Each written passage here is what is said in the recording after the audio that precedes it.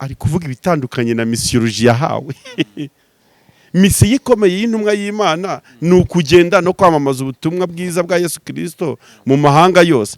Ariko uyu munsi uramubona ku mateleviziyo ari gutukana, ari kuburana n'abantu bamwe abita ibigoryi. Uyu munsi uramubona mu buzima Petero tutigeze tumubonamo.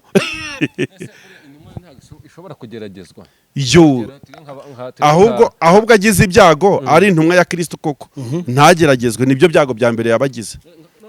Nka kuriya Mutabazi yabuze amafaranga yo kwishyura inzu bakaza bagaca urugi, cyangwa wenda bikarangira bigiye muri social media bakamuvuga. Buriya ari kugeragezwa n'Imana. Ikijyanye n'ibyamubayeho n'iriya social media, ubundi Mutabazi si igitangaza ko nawe yabura amafaranga yo kwishyura inzu. Nanjye njya nyabura. Nawe ushobora kuyabura. Ntibiri normal. Yabuze ntibiri normal. Nese kuki utarabura amafaranga y'inzu ngo babivugeze? babishyire kuri televiziyo. Dore rero Mutabazi ikintu yaremye muri societe ageze ku rwego adakwiye kugirirwa imbabazi. Kubera mwari mumbajije ngo abantu bahagurutse. Pastor Claude reka wenda bari bijyagiye kuri social media, urabona nka Pastor Claude yagiye mu bagiye gufungura iyo nzu kugira ute ataga ibiganiro ku buryo abantu bose no mu makomantero hasi, ariko nk'ibikorode bayabigiyemo mu ruhe rwego, so umunyamakuru, so umuyobozi w'inzego za leta, kuki aba yabihagurutsemo wenda umuntu akabyibaza nyine nkawe nk'umusesenguzi wabibonye.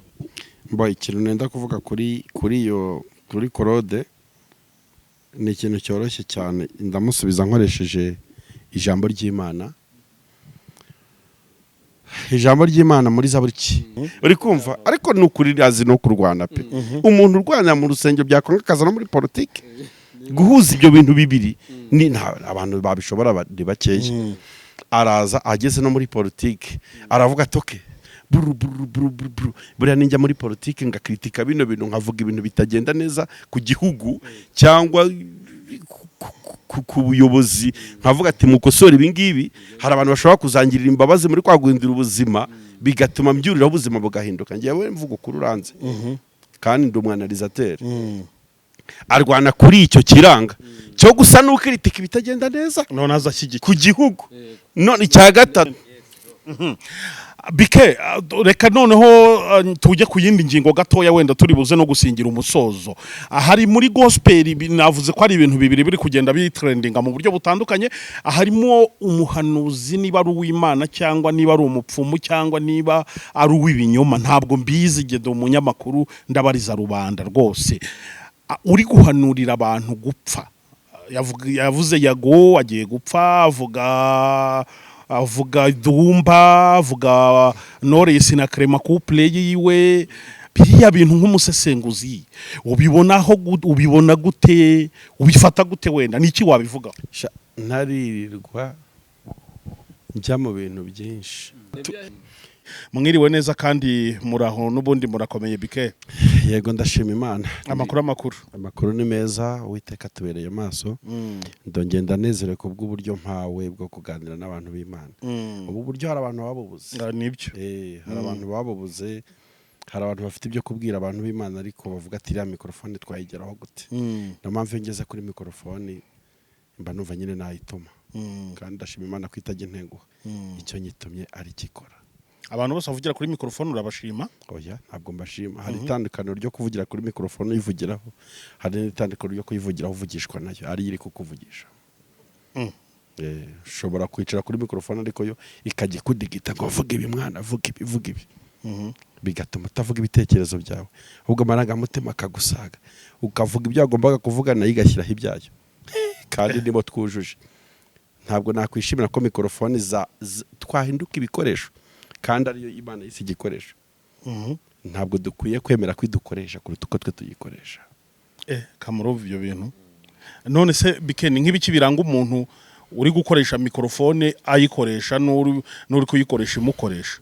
mbo byaba nyine umuntu akubajijeho gatoya byaba sinzi nimba ariyo topic oya ntabwo ariyo topic ariko uko byagenda kose niba tukakomojeho ni ngombwa ko abantu basobanukirwaho gato. Niba ufashe mikrofone ufite ibintu utangariza abantu bagukurikira wagakwiye gukubusa n'ubuzima bw'ibyo uvuga kuko bavuga ko akuzuye umutima gasesekara ku munwa ariko igihe ku munwa wawe hasohoka ibitandukanye n'uwo uri we uba watumwe na mikoro. Yego ngira ngo ni ibintu byumvikana cyane. Turakomeje rero n'iki kiganiro nuko rero bikemu rero warimo uratubwira ku bijyanye nuko ngiye abantu bapfuye ngo bose nyine urabahumurije birumvikana ngo ari ababuza babo kera ndetse n'ubu ngubu bose ukira hamwe ati tuzahurira mu ijuru. Ubundi buri abantu bose bapfa bajya mu ijuru ryande ubwo ry'Imana. Il y a plusieurs ciels. Hari ubwoko butandukanye bw'amajuru. Hari n'ay'abantu bajyamo bagiye ku mwuka bazima bakoresheje ibyogajuru n'ubundi buryo bwose bwo kuguruka. Ariko ijuru ry'Imana ngira ngo niryo mbajije. Yego niryo mbajije. Ku bijyanye no kujya mu ijuru ijambo ry'Imana ryasize ribigize kiriya ku buryo atari ibintu dukwiye kuba tugikoraho deba kereka kubimenyesha abatabizi. Yesu yavuze ko ari we nzira y'ukuri n'ubugingo ijya kwa data kandi ntawe ushobora kugera yatagize ute atamujyanye. Bivuga ngo inzira yo kujya mu ijuru niyo ni ukwakira Yesu Kristo no kumwemera nk'umwami n'umukiza w'ubugingo bwawe.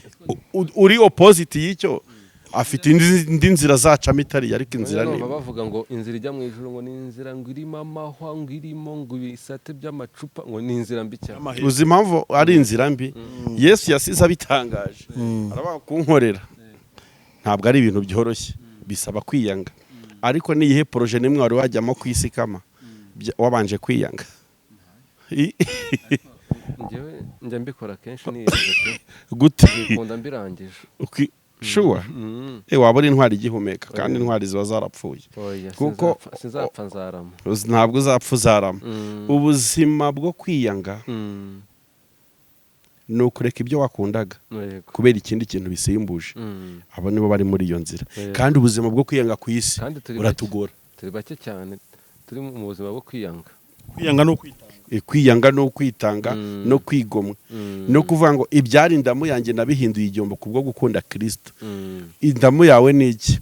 Ni ahantu hatekinikaga ukarara uriye, ni ahantu hajya gukigobeka ugahitana umukobwa w'abandi, ni ahantu hajya gukagira ute ukanywa ku nzoga kandi urumvira kunejeje, ni ahantu hasokeraga muri hoteli muri weekend ukajya kuri piscine ukoga warangiza ukajya gusohokana abakobwa. Ubwo turi kuvuga ibintu byo kwiyanga no kwanga iby'umubiri wakundaga ku bwa Kristo.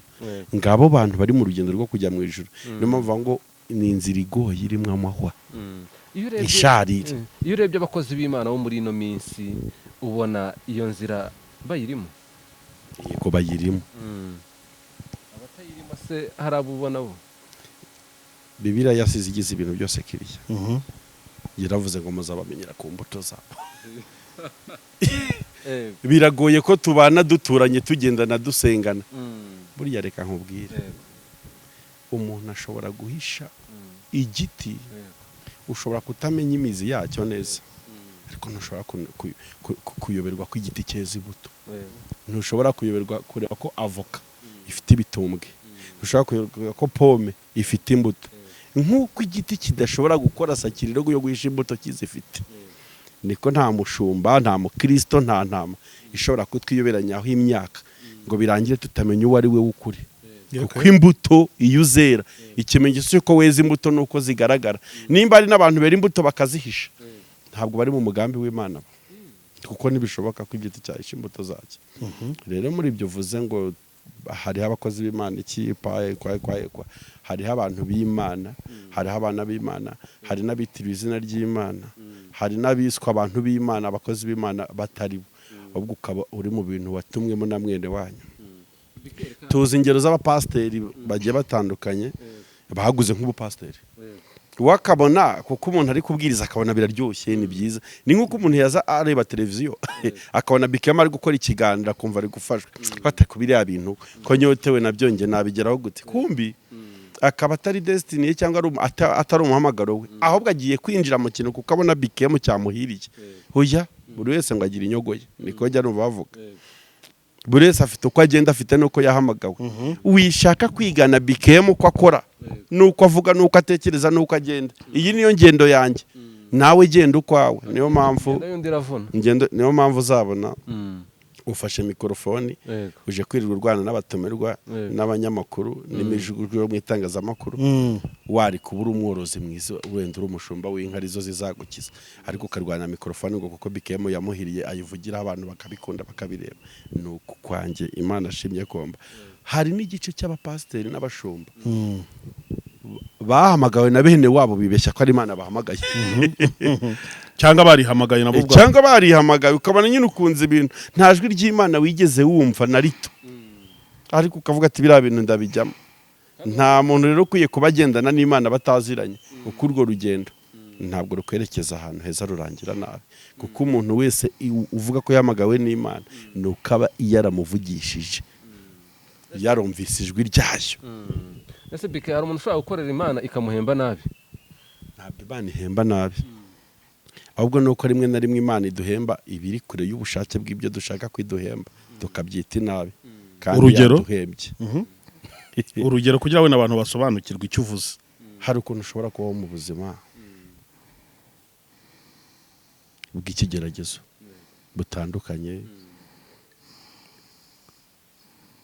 kubura bawe kutabyara gusonza akaba ari nk'ikintu Imana igukubiseho kugira ngo kikwigishe kuzayikorera noneho rimwe na rimwe ibintu biturutse mu bushake bw'Imana ari igihe biduhindukira ibigeragezo ariko buri gereza bitazibye Imana idukorera n'ibyo dupangira n'ibyo iduha biba bitwerekeza ku rukundo rw'Imana nta kintu kimwe Imana igikora idashyizemo urukundo kuko ni urukundo n'ubuzima bwose bukubaho uri umukristo ushiduka wisangamo buri munsi uko bwije n'uko bukeye ushiduka ugenda usanga waguye muri rwa rukundo rw'Imana ahubwo akantu kajya kataho kakaducangagikisha ni uko ubushake bw'Imana butandukanye n'ubwacu Imana ntabwo iduha ibyo dushaka ahubwo iduha ibyo dukeneye noneho rero tudatinze mu bitekerezo byinshi kandi byiza bafite umuntu biragora gufigisa intego y'ikiganiro ariko nanone kandi ibyo avuga byose cyangwa ibibazo byose abazwa abisubiza mu buryo burimo inyurabwenge igirira ababyumva umumaro ngira ngo kama ibyo turabyemera cyane noneho reka tumubaze gospel yo muri iyi minsi cyane cyane reka tuvuge kuri saga ebyiri zihari muri iyi minsi muri iyi minsi hari saga yabahanura impfu hari abaza ati Yago arapfuye Dumba arapfuye Clement na Knowless barapfuye ngira ngo nibo bagezweho ako kantu baragira icyo akavugaho nk'umusesenguzi umuntu abantu baza guhanura impfu z'abantu noneho narangiza turavuga kuri saga ya Apotre Mutabazi cyangwa Mutabazi kabarira wenda nagiri gutrending abantu baravuga ibintu bitandukanye ibintu byinshi bamwe bati Imana iramugaragaje yerekanye uwo ari we abandi bati ibigeragezo by'umukozi w'Imana abandi bati bimeze gutya ibyo bintu uko ari bibiri ndumva nshaka ko bikemu agira icyo abibuze kutubwiraho ejo Mutabazi igihe bari gufungura inzu yiwe nari impari narahageze numva abaturage barahanga bari kuvuga ati ni gute akorera Imana ikamuhemba nabi kuriye imuteza abantu umukozi w'Imana twabonye ko Imana idahemba nabi twamaze kubivuga niyo mpamvu nanjye aho ngana ngiye kukubaza ko numvise bavuga gutyo Mutabazi yakoreye Imana ariko Imana reba iby'umuhembye ndashaka guhuza ibyo bajije n'ibyaje were ngiye ndashaka kubanza ngaruke kuri impact ya social media ku itorero social media cyangwa itangazamakuru cyane rikorerwa ku musozi wa YouTube hari uburyo ndishima social media yatumye tumenya aba bantu bari bo bukuri batarayigeraho uyu musozi wa social media cyangwa YouTube kubera gutiza abantu benshi mikrofoni byatanze amahirwe yo kumenya abo bari bo bataraza kuri social media abo bari bo bukure buriya nufata mikorofone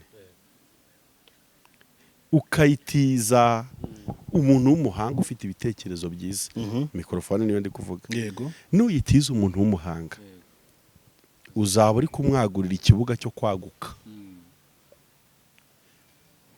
contraire nuramuka kandi ufashe mikorofone ukayitiza umuswa ni uburyo uzaba uri kumufasha kumwagurira ikibuga cyo guseberaho yego ni ibintu bibiri gutiza mikorofone umuhanga it's very good biraryoshye ugiye gutuma ubwenge yari afite muri lokale muri quartier bugirira abantu benshi umumaro kuko abantu bamenya ibitekerezo bye nufata na mikorofone ukayitiza umuswa kandi no kukijyanye no kuyitiza umuswa we hari n'igihe ayikwiyakira hari n'igihe uba ugiye kuvuga ubyemera akavuga ati wantije akaba ari njye uvuga akayigushikuza sibyo gutiza mikorofone umuswa ni ukumwagurira ikibuga cyo guseberaho gutiza mikorofone umuhanga ni ukumwagurira ikibuga cyo kwagukiraho kubera ko hari abantu bari bariyo kure irede bari bajya kubona babona bisanze ku musozi w'abantu bamwe muri bo bananiwe kujera urwo rwego bagezeho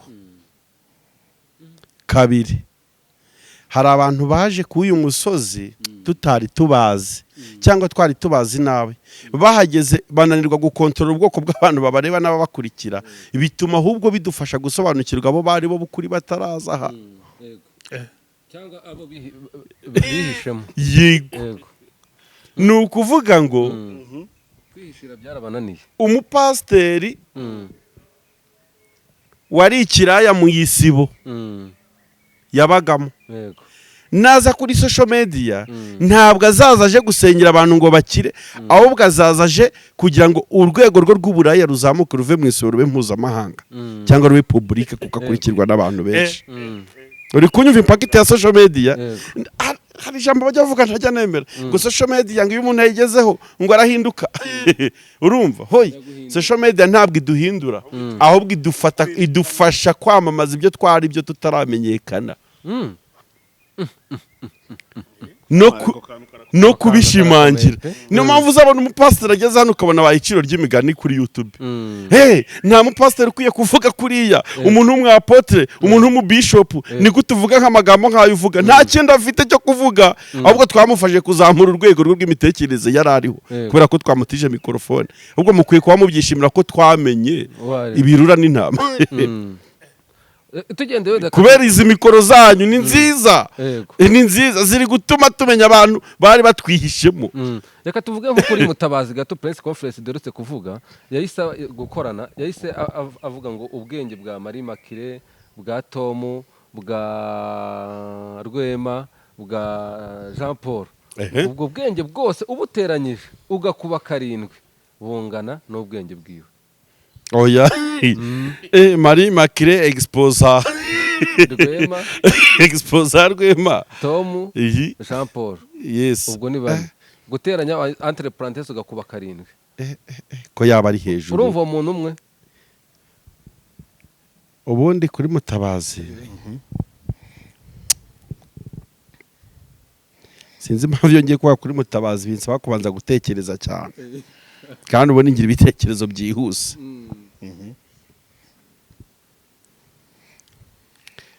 buriya Mutabazi ukuntu mubona muri bimwe twahoze tuvuga byo kuri social media Mutabazi yitwa Apotre nibyo zina rikunda gukoreshwa Apotre Mutabazi intumwa y'Imana mu Kinyarwanda rero nk'umukristo kugira ngo umenye Mutabazi biroroshye cyane ariko njye sinzi impamvu ibintu bya Mutabazi bicanganyikisha society kandi Mutabazi kumumenya ni ibintu byoroshye ushobora no kumurebera muri Bibiliya gusa ugahita umenya Mutabazi ari muntu ki gute sinzi impamvu abakristo bakirizwa na Mutabazi yaduhaye amahirwe amwe mutamenye kumutiza mikoro byatumye tumumenya nibura Apotre uri intumwa y'Imana koko niba muzi igisobanuro cy'intumwa byongereho mubwire intumwa za Yesu zahuye na Yesu arazihamagara, amaze kuzihamagara arazitoranya, amaze kuzitoranya arazikarasa, amaze kuzikarasa ziha ubutumwa. Noneho ndabigishije mwebwe mubaye abigishwa banjye murize murasobanukiwe, igisigaye go mugende mu mahanga yose, noneho ni munyanyagiri Filipi, munyanyagiri za Itali, munyanyagiri Roma, hose ahantu hose ndabagabije, ni mugende mu mahanga yose mubwirize ubutumwa bwiza bwa Yesu Kristo, abemera muzagire gute, muzababatize. Turi kuvuga ku ntumwa kuri apotre. Intumwa icyambere ibigomba kuba yaravuganye n'uwayitumye, yego, icyo ni icyambere. Kabiri, intumwa yose igomba kuba yarahawe ubutumwa. Gatatu, yaratungiye urutoki rw'abitumweho, sibyo? Icya kane gikomeye cyagakwiye kuba nicyo n'icyambere kugira ngo nze kuri Apotre Mutabazi, kuko njyewe ndi kurwana n'izina Apotre kurusha Mutabazi, kuko Mutabazi we ni umuntu usanzwe cyane, ariko wongeye Apotre utuma bikema avuga yego birandeba, wongeye Apotre birandeba nk'umusesenguzi wa gospel cyangwa uvuga ibyo mu gice cy'yobokamana. Yaba yitwaga Mutabazi kabarira gusa, sinshobora gukora ikiganiro kivuga kuri Mutabazi kuko nabagiye kwamamaza izina ry'umuntu, ariko kuko yiyometsaho izina ryo kwitwa intumwa y'Imana ariko adasa nayo, nicyo gituma nterura mikorofone nkagira icyo ntangaza, kuko urabizi ngewe ukuntu nkora, ndi umurwanashyaka mu bintu by'Imana. Iyo uje ushaka kugira abantu manipira ubeshya abakristo mu buryo butandukanye, nukuri aho ndavuga kandi mvuga nshize amanga. Ubu ndeba gutya nemeye kuba na risque teka y'ubutumwa mvuga, kuko sinduta ba Stefano na ba Petero n'abandi batawe mu ngunguru z'amavuta n'abandi bicishijwe amabuye, icyama Imana nkazapfuru inzira ubutumwa bwiza, buretse wikwikanga humura. Kuri Mutabazi rero,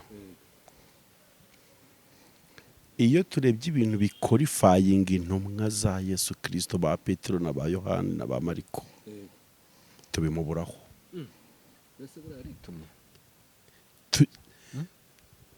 Sinzi nimba ari cyo kinyarwanda twakoresha. Yarihamagaye. Dufite icyiciro cy'abantu bahamagawe n'Imana, nabihamagaye, n'icyiciro cy'abantu bihamagaye bakisanga bo biteretse muri position bashaka kuba bicayemo, bakanabishyira no kuri societe tukabibahamagara.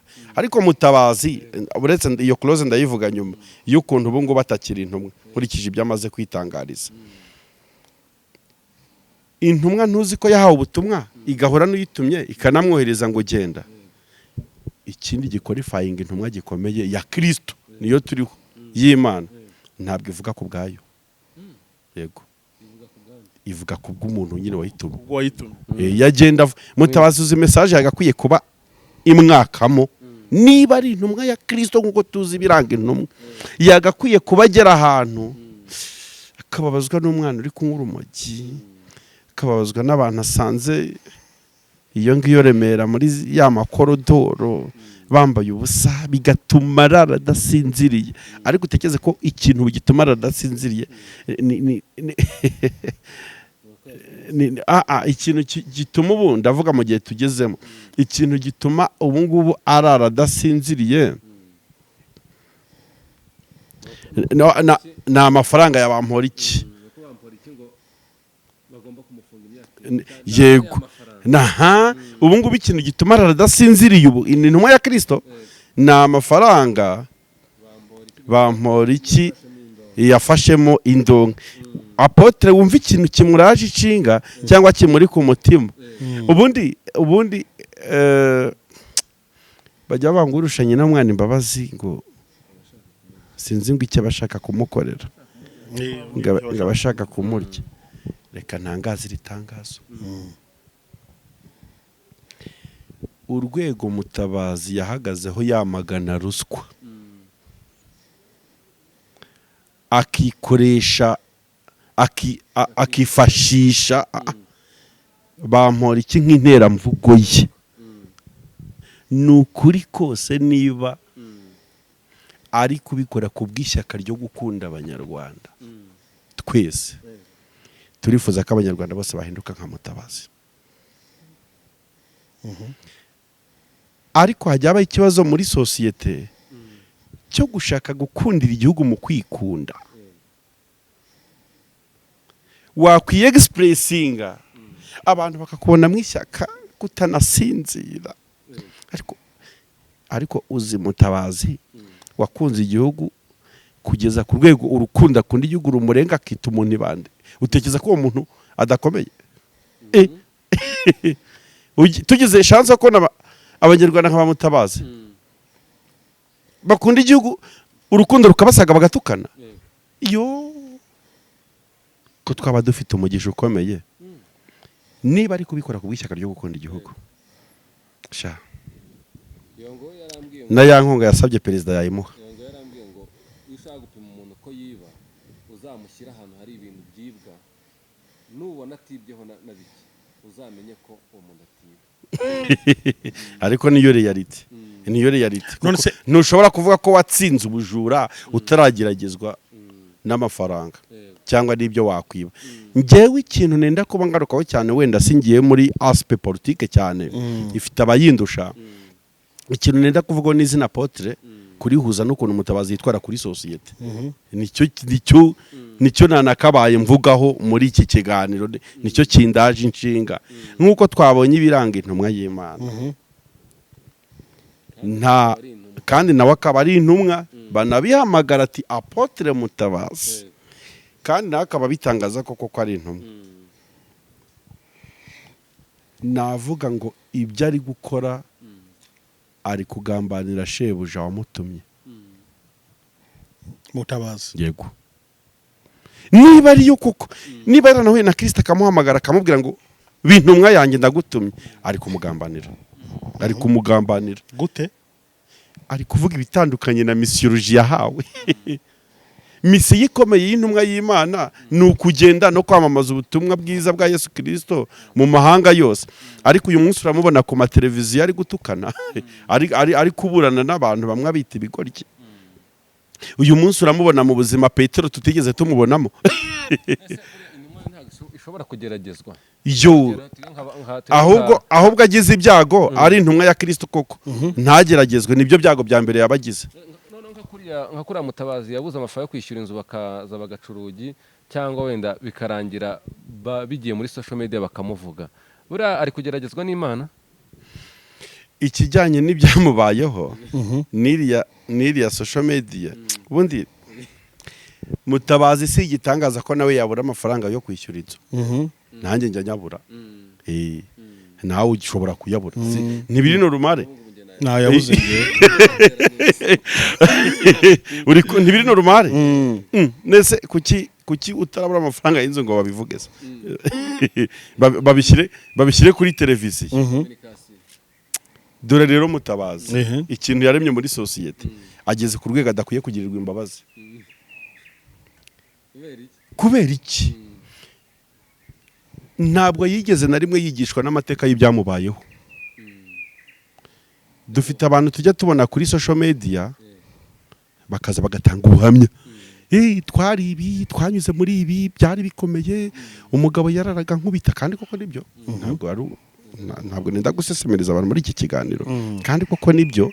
Inzara yarandiye, naciye mu buzima bubi bunduhije bungoye, nabaye umuja, nabaye umusambanyi, ariko ukabona ntiyigishijwe n'amateka y'ubwo buzima bw'ibintu yabayemo, ahubwo akajya ahora bivuga gusa nk'amateka. Rero iyo bitugezeho ari igihe bitubera igikomere, aho kugira ngo tumugire intimba z'uko bitwomora. Mutabazi ngewe muzi nko mu myaka 10 itambutse. Uriya Mutabazi ukuntu namubonye aza muri iki kibuga cya social media cyangwa kuri YouTube. Mutabazi yaje ashaka guhindura amateka y'ubuzima bwe butagenze neza, kuko tuzi ubuhamya bwe bugiye butandukanye. Noneho mukuza yageragereje muri domaine nyinshi zitandukanye, kandi n'ubu aracyarwana iyo ntambara areba ko byakunda. Ikimenyetso kikwereka ko ibyo ndi kuvuga ari byo ni uko aho yageze yidekarara nk'umupasiteri, ubona ni umupasiteri uryoshye.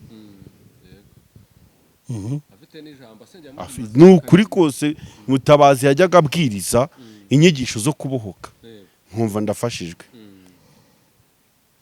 arakubita aho ngaho abona ntibivuyemo fresh ari kurwana no guhindura ubuzima kandi si tumuveba niyo natwe iyo ntambara turayirwana inubu turacyayirimo yo kugira ngo tureke ubuzima bw'imiryango yacu n'ubwacu bwahinduka. Mutabaza kubitira aho ngaho muri domaine pastorale cyangwa y'urusengero abiranga abona ntibikunze byanze aravuga ati kamindureho gake kanje muri politike ndebe uri kumva ariko nukuri azi no kurwana pe umuntu urwana mu rusengero byakonga kaza no muri politike guhuza ibyo bintu bibiri ni abantu babishobora bakeye.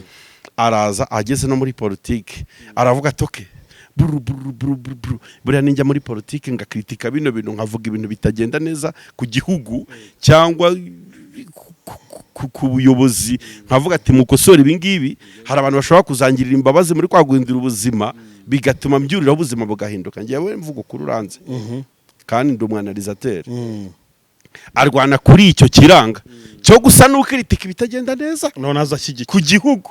None icya gatatu wibuka ko turi kujisho uriya muntu akwiye award none hageze aho ngaho arebye ukura aho ati hano ko bidakunze ahindura umuvuno ati noneho oye intsinzi iri hano banyarwanda nyaboneka ruswa ndabiyamye ntimucokoze amafaranga yacu. Urumva ahindutse bwa gatatu ndamwifuriza intsinzi dore impamvu nifuriza Mutabazi intsinzi ntako atagize nk'umuntu Yesu we kandi akirwana hari kuza umuntu bafata ikiganiro cye bakandikaho comment 1000 zimutuka bugacya ajya kuvuga ngo bya bintu natangaje byari byo simfite gahunda yo kwivuguruza ni oya hari ikintu kimwe Mutabazi akwiye gukorerwa akabyazwa umusaruro ku buryo yagirira n'igihugu umumaro. Ufasha Apotre wacu Mutabazi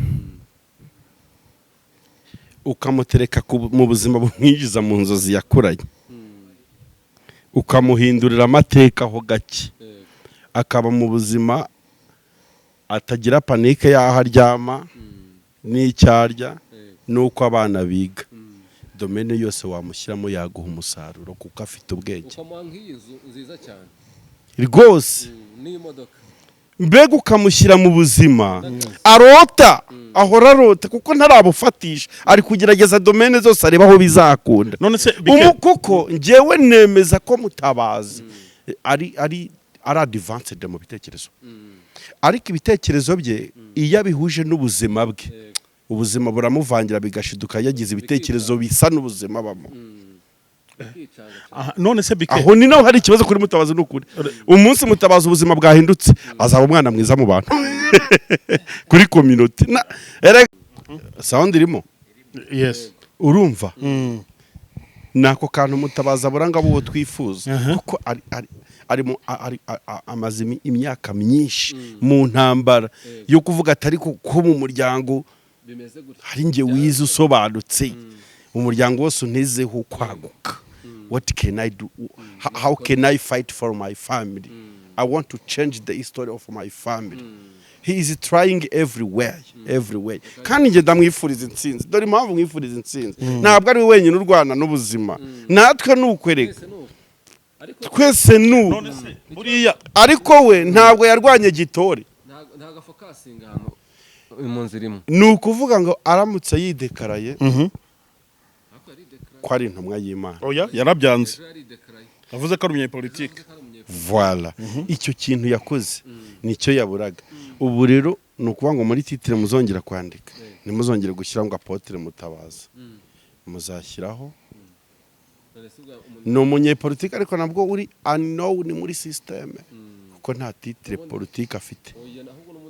Okay muzamwita mu Rwanda shyaka voilà nzababwira yego no kuzamwita mu Rwanda shyaka cyangwa impirimbanya politiki sibyo ariko kuzongera kwandika kwa Apotre twamaze kumuqualifyinga ko ibiranga ba Petero na ba Yohana na ba Luka intumwa za Kristo turi kuburamo nabike bimuranga. Hari igihe yigeze ahagarara neza ariko agezemo hagati nyine kubera bwa buzima bushiduka ubuzima n'imibereho bimuvangiye nawe si we nta muntu n'umwe wahabwa uburyo bwo gukora neza rega ngo abure gukora neza n'ubuzima ibimubaho tujye tubyihanganira hari nabo njya mbona ku mateleviziyo n'abakorode bavuga ati Mutabazi afite ikibazo bamushakira abavuzi bareba niba nta kibazo afite mu mutwe nta kibazo Mutabazi afite Mutabazi afite ikibazo cy'imibereho agahinduka arimo ararwana intambara y'ukuntu ubuzima bwe bwahinduka nta kindi kibazo ni ukuri kandi aje hano akaba umunyakuri kuri televiziyo bino bintu mvuze yabisubiramo tibikeme ibyo yavuze nibyo yongo yarambwiye ngo iyo Mutabazi kuko hari aho yavuze ngo afite ideni rya miliyoni 30 ari gutabaza nyakubahwa ntabwo uzayo dufite ngo aramwishyurire yongo we arambwira ngo yakicara agahamagara aba YouTuber agahamagara abakozi b'Imana akabwa ati nyabuneka ni mu nteranyiriza ibintu bimeze nabi ngo ikibazo cyari gukemuka dore igituma Mutabazi nta sanduku iri kujyaho yo kumufasha nuko atigeze yereka society intege nke ze ahubwo yagaragaye nk'umunyembaraga kandi ntazo afite yerekana uko atari umvaze niba umuntu ahakana kwakira ituro ry'ibihumbi 100 akaryanga ntabwo wajya kumusapotinga inzu bayihiritse cyangwa bayimusohoyemo nyine mana we sinzi niba muri kunyumva nyine urwego yiteretseho ntabwo rusa n'ubuzima arimo uyu munsi ishusho y'ukuntu yiyeretse societe nta nubwo turi gukora iki kiganiro mu rwego rwo gukandamiza Mutabazi no kumwishima hejuru turashaka ko abantu bigishwa n'amateka y'ibyamubayeho kuko birimo amasomo y'ubuzima niyo mpamvu nsesengura bino ni ukuri n'Imana yo mu ijuru irabireba ntabwo mfite gahunda yo ariko uzi gusanga ahantu bagize ibyago ukabishima hejuru huye ubwo ndi gushaka ko abantu bigishwa n'amateka y'ibiri kuba kuri Mutabazi iyo aza kugaragara kuri social media ari sympathetic yica bugufi yoroshya ubuzima no kuri uyu munsi kuri YouTube ahubwo haba ari itangazo rivuga ngo Apotre wacu bamusohoye mu nzu Apotre wacu yagize ikibazo ariko nimba yirekanye nk'umunyapolitike kandi tuzi ko abanyapolitike batunze amafaranga akirekana nk'umwapotre intumwa y'Imana ntikwiye kubisohorwa mu nzu ifite abishumbye ifite abakisi iyi sere ya leta ndi kugwa ifite intama ubu twajya kumva tukonga umuvugizi wa ADPR bamwirukanye mu nzu cyangwa gitwaza do ntibishoboka ko twakumva Apotre Gitwaza twakumva umuvugizi wa ADPR Izayi yasohowe mu nzu birahagije ngo umudugudu umwe wo muri ADPR umudugudu wose ahubwo ubuntu urara udasinziriye ariko ntase kuba mu buzima bw'amateka ariko utarigishijwe nayo buri gihe bigira ingaruka ku buzima bw'umuntu bike noneho rero Apotre Mutabazi ubu yakora iki uri we wakora iki ndiwe nasubira kuri televiziyo gutambutsa irindi tangazo rishya rivuga iki nkazana narimba tereka mbabwire burya narahindutse singiri wa wundi timbere navugaga kubw'impamvu runaka ariko ubu none ndavuga ku bwa Kristo ikintu yakora ubu nuko yagaragaza spirit yo guca bugufi no gusaba imbabazi kavuga ati burya ari ibintu byinshi nagiye mvuga ngira ngo ndebe ko nabona imibereho ariko biranga ndabasaba imbabazi ko nagambaniye ubutumwa bwiza sinigeze mpagarara muri position yo kuba intumwa ya Kristo ngo nambare ibindanga nk'intumwa ya Kristo ahubwo nashatse kwikorera muri Kristo yagakwiye kuba rero uyu munsi aza ari hambo ari sympathetique asaba imbabazi agasaba na leta imbabazi byigeze ayivuga nabi byose n'iyo shusho yagakwiye kuba ari mu uyu munsi kuko impamvu Mutabazi atari kugirirwa imbabazi nese kuki ntatangazo wigeze ubona na rimwe rivuga ngo reka dusapotinga umukozi w'Imana Apotre Mutabazi asohoke mu bibazo nk'ibyarimo yarakwiye ikibazo cye gukemurwa n'insengero n'abakristo kuko yitwaga Apotre kuruta ukajya kwiyambaza perezida kuko kugira ngo perezida ajye kumva icyifuzo cye ubwo namusubiza nanjye ndahita nandikira perezida mfite ibibazo ndi umunyarwanda twese turandika perezida afite inshingano zo gusavinga abanyarwanda twese kuko turi abana be kandi hari ibyo dukorera rusange akatwubakira umuhanda ahanyirira tukagenda tuhatambuka neza tugahabwa za mituweli do sante abatishoboye niba Mutabazi icyiciro cye cy'ubudehe kimwe biragufashwa na leta barare bamufashije siyore yarite rega tujya tuvuga ukuri ubwo rero perezida nagira amarangamutima yo kumva umunyarwanda umwe ku giti cye natwe turandika ikibazo cya Mutabazi nk'intumwa y'Imana cyagakwiye kuba kimenywa neza ncumye. Abakristo bene data, Mutabazi abereye Apotre, nimureke kurebera umushumba seba we, mureke ntimubona ko mwagiyeho igitutsi, c'est ça, mureke kurebera umushumba wanya seba. Ese barahari? None bike ibyo uvuga birumvikana. Hari abantu benshi bari kugenda bahaguruka mu buryo butandukanye bavuga ko Mutabazi, Apotre Mutabazi yabambuye mu kubabeshya, kubacuruza ibitabo ntabibahe n'ibindi bintu byinshi. Ababonetse wenda ni bake pa raporo yabo yaba yarahemukiye muri ubwo buryo. Abo bantu bo niki wababwira muri iki kiganiro? Ikintu nababwira icyambere bagomba gutera intambwe yo kwishyuza. Ku kijyanye n'ubwambuzi nuko Apotre Mutabazi yakwambura abantu, nta ngingo nimwe yamusonera kutishyura kuko hari amategeko, kandi bamwe nabonye baramaze kujya muri RIB gutanga ikirego. Rero ikiriho nuko nyine agomba kwishakamo ubushobozi bwo kwishyura ibyo yambuye, cyangwa umutima w'abo bantu bambaye bakavuga ati ntutugeho uzagwe ku bandi, bakamubabarira, twe turakubabariye. Nicyo kintu cyonyine gishoboka. Kuko kwambura uri Apotre no kwambura uri bishop no kwambura uri umushoferi no kwambura uri perezida no kwambura uri ministry no kwambura uri depite no kwambura uri pasiteri, bose bitwa ibisambo, bose bitwa bambuza. Ntabwo igisambo gikurwaho umugayo n'izina cyitwa rindi ritari cyo. Rero nimba yarambuye bikwiye kuba hari inzego zibigenzura kuturusha, ariko kandi abo yambuye bashaka kuvuga ati twebwe turakubabariye imyenda yacu, n'ubundi Bibiliya nabidusaba. Sinabonye baratanze ikirego muri RIB. We avuga ko afite amadeni arenga miliyoni 30. Hari abayita bibaza ati miliyoni 30 yazigize gute? Oya dawo, so wazugwa waburi kizimaza ambo kujya kwanaliza aho ngaho. Nibyo ashobora kujyamo amadeni atari amafaranga ariko bakabihunja mu mafaranga. Cyane rwose nk'ibyo by'amazu n'ibikirbo no kwambura abantu miliyoni 30 n'amafaranga rwose. Nimba ari nkurikiye uyafite n'ayampe nimbura icyo nyamaza nkubite. Ntabwo wayabura, ntabwo wabura ikintu uyamaza, icyo cyo nicyo cya mbere. Kandi ibyo yakoze nteka ko atabikoreshejwe nuko ari Apotre, yabikoze nk'umuntu nyine wafata ideni nkuko nanjye narifata. Ahubwo agomba nyine kuba yishyura uwo mwinda, agomba kuba yishyura iryo dene, ataba rifite agasaba imbabazi abo yacumuriye ati idene ryanyu amafaranga yanyu mbarimo ndayabuze ntayo mfite, cyangwa bakanzura kumubabarira. Ubundi reka nkubwire ikintu cyica ibi bintu bya gospel, kuza nyine wiyambitse izina ry'uko ukorera Imana n'abantu bakagufasha bazi kuri bari gukorera Imana cyangwa bari gutabara umukozi wayo kandi utari we.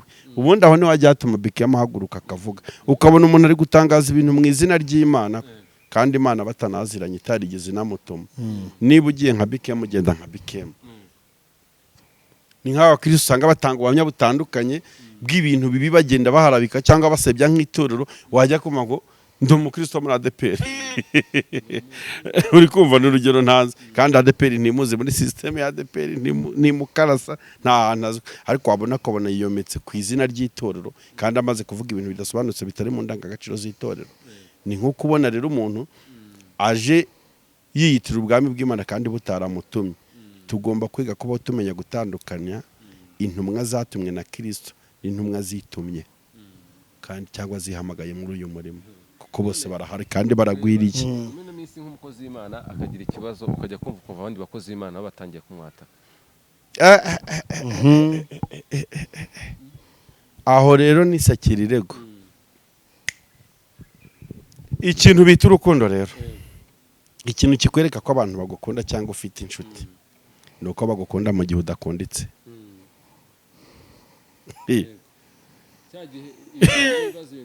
Cyagihe udakunditse niho ubonera abantu bagukunda. Hari akantu nshaka kuvuga ko gushimira kuri Mama Sharirene.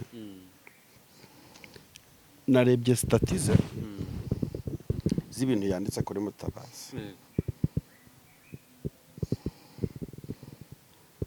mbona ahagaze ku rwego rumeze nk'urwa wa muhanzi ruvuga ngo ni umusinzi ariko n'uwacu. Hari message Mama Sharirene yatambukije kuri Mutabazi kuri stati ya mbere iravuga ngo singutemeyeho itaka muvandimwe ku byakubayeho ndagukomeje icyo nshoboye iyo dusenga ikwiteho rwose. Nabonye ababi benshi bakurusha ububi nubwo nta munzani nabupimyemo, gusa icyo nzi nuko Imana itajugunya nkatwe iracyagufite iragukunda. N'ubutumwa yego message ya gatatu ndagukomeje rwose kuko ndabizi ko naho nakuvuga nabi ntibyabuza Imana kugusha imvura mu murima wawe, niyo mpamvu rero komera.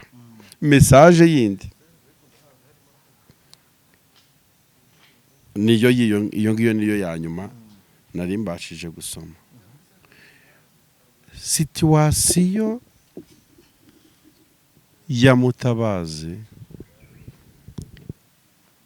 ibintu Mutabazi ari kunyuramo n'ibyo ari gucamo biri gutuma koko tubasha gusobanukirwa abamukundaga by'ukuri, ariko tukamenya n'abamurwanyaga by'ukuri, kuko buri wese ari kwidekarara. Nubona wapfushije ukabona hari umuntu uza yamamaza uko gupfa kwawe, gupfusha kwawe cyangwa ibyago wagize, cyangwa ukabona hari umuntu utari kubabazwa n'ikibazo waguyemo, uwo muntu burya nta kintu atabakweretse, nta kuri atabakweretse. Mwari mumbajije ngo hari abantu bahagurutse Pastor Claude, reka wenda tubivuge bari bijyagiye kuri social media. Urabona nka Pastor Claude yagiye mu bagiye gufungura iyo nzu kugira ute ataga ibiganiro ku buryo abantu bose no mu makomentero hasi, ariko nk'ibi Claude bayabigiyemo mu ruhe rwego, si umunyamakuru, si umuyobozi w'inzego za leta, kuki aba yabihagurutsemo wenda umuntu akabyibaza nyine nkawe nk'umusesenguzi wabibonye? Mbaye ikintu nenda kuvuga kuri Claude, ubutumwa naha kuri Claude, Pastor Claude kuri situation ya Mutabazi ukuntu ahagaze, ndakoresha ijambo ry'Imana kandi nta comment nkiraho, ijambo riramusubiza kandi ryisobanuye, urwego ririho ririsobanuye ku kibazo mwambajije. Zaburi 15 turasoma ku murongo wa mbere tugeze kwa gatatu. Uwiteka ninde uzaguma mu ihema ryawe, ninde uzatura ku musozi wawe wera, nugendera mu bitunganya agakora ibyo gukiranuka, akavuga iby'ukuri nk'uko biri mu mutima we, utabeshyeresha abandi ururimi rwe, ntagirire nabi mugenzi we, ntashyushye inkuru y'umuturanyi we. Nicyo cyanditswe mu kandi Pastor Myisigeze avuga ngo abanyamakuru ngo mujya mushaka kunkubaganisha ngo mukansanga n'iwanjye mu rugo. Uri kumva namusubije iyo zaburi barayimutuye, iyo zaburi ndayimutuye kuri situation y'ibiriho.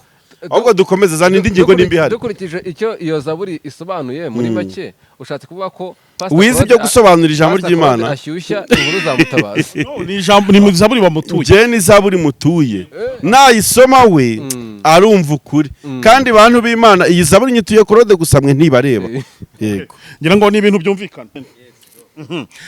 Bike reka noneho tujye ku yindi ngingo gatoya wenda turi buze no gusingira umusozo. Ahari muri gospel navuze ko ari ibintu bibiri biri kugenda bitrendinga mu buryo butandukanye.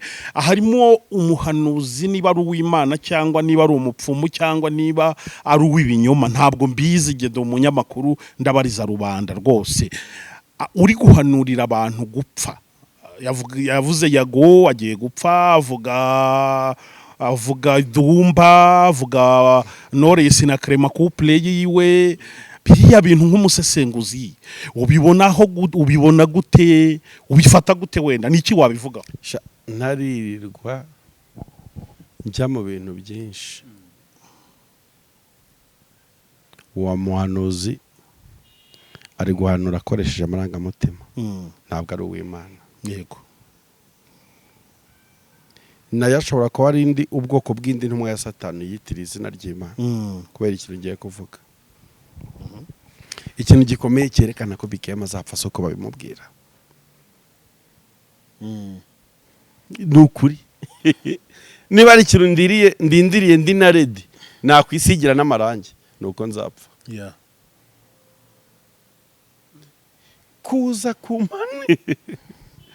kuza kumpanurira ko ngiye gupfa nta kintu bishobora guhindura.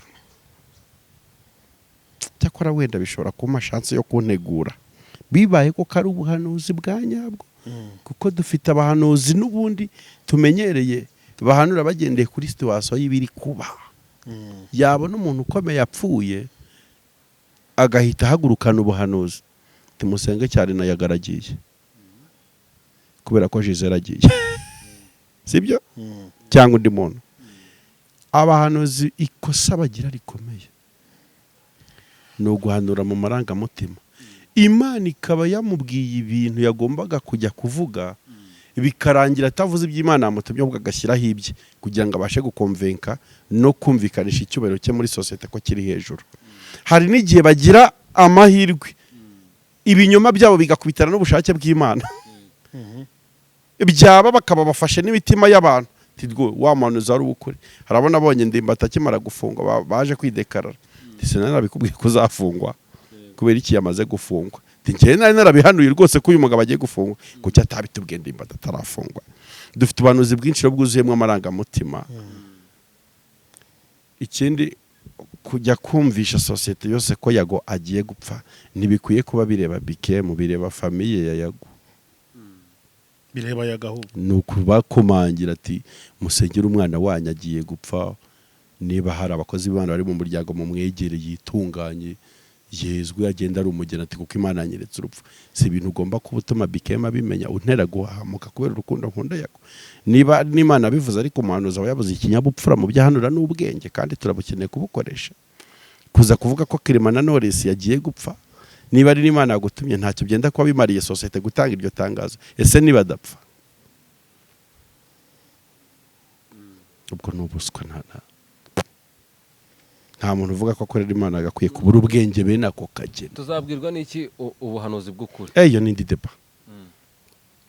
Ubuhanuzi bw'ukuri bwemerwa uko busohoye ariko nabi develop ariko iyo nindi deba twinjiye ku cy'ubuhanuzi, amahame y'ubuhanuzi, uhanura ninde uhanurirwa ninde, tuzabwirwa n'iki kubuhanuzi bwa hano wari ubw'ukuri, tuzabwirwa n'iki yuko bugomba gusohora.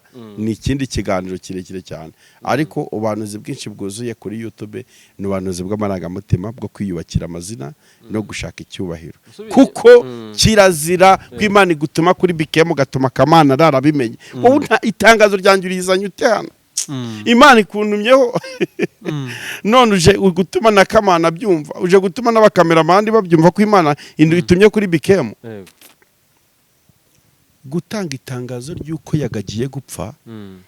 Nje ndi urwego rubishinzwe nagukurikirana kuko bingana no guha abanzi bayagurwaho rwo kumwica. Kuko umuntu wumvisha ari umukozi w'Imana yemeye muri sosiyete utangaza iryo tangazo kubanzi be n'insinzi, kubanzi ba Yago bashaka no kumuyigira hasi no hejuru kugira ngo umuhanuzi yemerwe. None ugasanga umuryango uguye mu kintu cyo kudakurikirana wishe Yago ati ariko Imana yari yabivuze tutitaye ku nzira biciyemo. Imana ya Isiraheli dukorera ntabwo ari ukwikora ibyayo bamubwira no mwibanga kandi nta mazahira azize niyo zitamatamye zitatsira zumva ijwi ryazo nazo kandi iyo avuze ziramwumva. Yesu afite uburyo amenyesha be ibigiye kuba. Ibyo kurya by'abana b'Imana ntimukabigaburire imbwa. Amen. Kama kuri iyi amena ni naho dusozereje kino kiganiro. Ni ikiganiro gikomeye kandi kirimo impuguro ku bantu benshi. Reka dushimire BKM waduhaye uyu mwanya we maze akatuganiriza. Imana idakiranirwa ngo yibagirwe imirimo abera bayo bakora, imuhereza umugisha cyane. Kandi nawe ndagushimiye twafatikanyije mu kiganiro ndetse nanje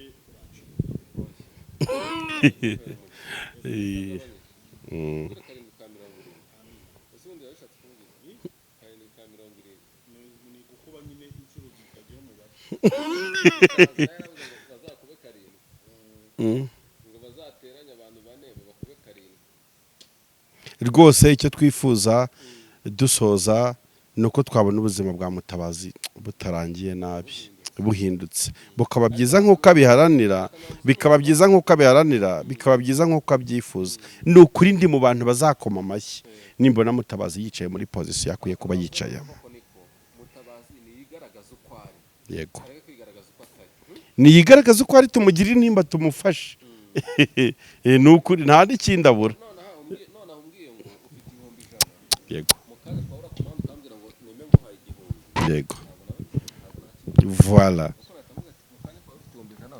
Yego, kubera ibyo yamaze kubaka muri sosiyete, yageze ku rwego ikibazo cye abantu bose bari kumuvuga ngo baga wifashe urwishigishiye ararusoma, kuko yaba yaraje ari hambo atuje yigaragaza uko ari.